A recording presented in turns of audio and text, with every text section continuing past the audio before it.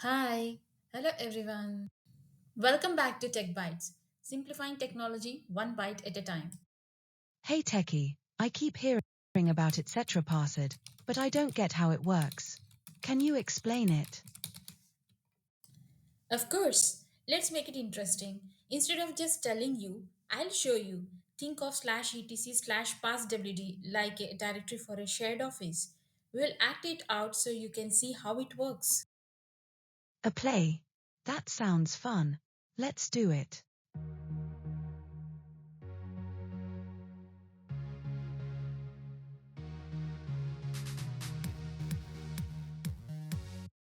Welcome to our shared office computer. Think of me as a system managing everything here, just like a computer has a /etc/passwd file to organize its users. This office has employees with their own accounts. Let me introduce you to the team. This is Root, our IT manager. In the computer world, Root's user ID is 0, which gives them complete control over the system. That's right. I manage all the accounts and handle any system issues. Next, we have Alice. Alice has her own account and a home directory at /home/Alice for her files. Yep, my files are private and I keep everything organized in my own space. Then there's Bob. He is a bit of a power user and loves customizing his setup. Bob shell is ZSH, so he uses /bin/ZSH as his command line interpreter. Gotta keep things interesting. ZSH gives me all the cool features I need. And here's Carol. She keeps things simple and uses bash as her shell. Her home directory is /home/Carol. Bash is easy to use and works perfectly for me. Let's start with something simple logging in. Watch how Alice logs into her account.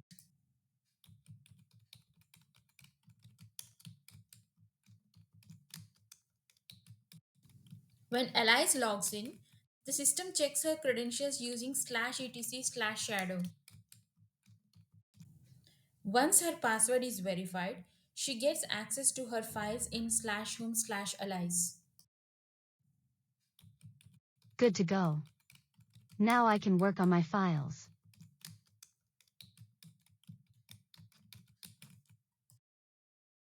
Whoa, Techie, I saw Alice logging into her account and running commands in the terminal. Can you explain what each of those commands does? It looked so cool, but I'm a bit lost. Of course, curious learner, let's break it down step by step. First, Alice started with the login process. When Alice typed login Alice, she was providing her username to identify herself to the system. Then she entered her password, which is securely checked against the /etc/shadow file to authenticate her access.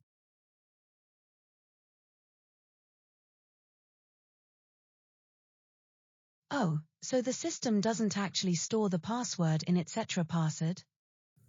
Exactly. The actual password are hashed and stored in /etc/shadow, keeping them secure. After successful authentication, the system welcomes Alice. This means she is now logged into her account and has access to her files and commands. So this is like entering her own workspace, right? Exactly. It's like walking into her personal office. Next, Alice type pwd, which stands for print working directory. This command tells her where she is currently located in the file system. In this case, she is in her home directory /home/Alice. So Home Alice is her private space in the system.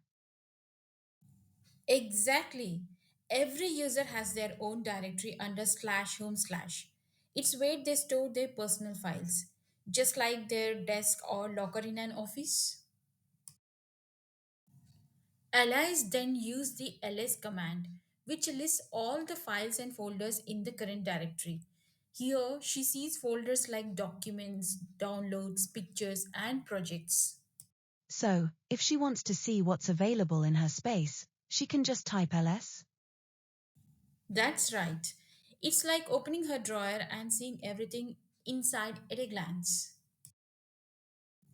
When Alice wanted to work on her projects, she used the cd command, which stands for change directory. By typing cd space projects, she moved into the projects folder.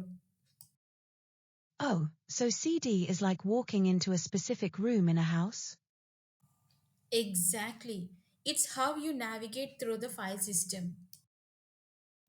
Once inside the projects folder, Alice typed ls again to see what's inside. She found files like app.py, readme.md, and notes.txt. These are her project files. So she can run or edit these files now? Yes, she can. Linux commands allow her to manage and modify files right from the terminal. Finally, Alice used the echo command to print a message. Here she typed echo, I am logged in as Alice, and the system displayed the message back. This is often used for quick testing or displaying custom output. Ah, so it's like writing a quick note to confirm something? Exactly. It's a handy way to check or display information in the terminal. Wow, Techie, this was so helpful. Now I understand every step Alice took. I can't wait to try this myself. That's the spirit. Linux might seem tricky at first, but once you understand the basics, it becomes second nature. Keep exploring and you will master it in no time. Thanks, Techie. Let's move on to learning more commands in the next video. Absolutely. Stay curious and I'll see you in the next session.